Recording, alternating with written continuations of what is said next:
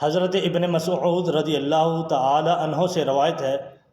فرماتے ہیں کہ نبی کریم صلی اللہ علیہ وآلہ وسلم نے فرمایا کہ قیامت میں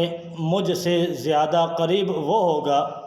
جو مجھ پر زیادہ درود پڑھے گا۔ مرات المناجی میں اس حدیث پاک کی شرح میں مفتی صاحب فرماتے ہیں، قیامت میں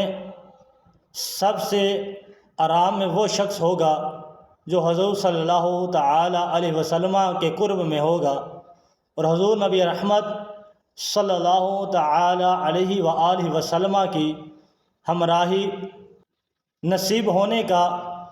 ایک ذریعہ درود پاک کی کثرت بھی ہے۔ اس سے معلوم ہوا کہ درود پاک بہت ہی بہترین نیکی ہے کہ ہر نیکی سے جنت ملتی ہے، اور اس سے یعنی درود پاک کی کثرت سے بزم جنت کے دلہا صلی اللہ علیہ وسلم ملتے ہیں۔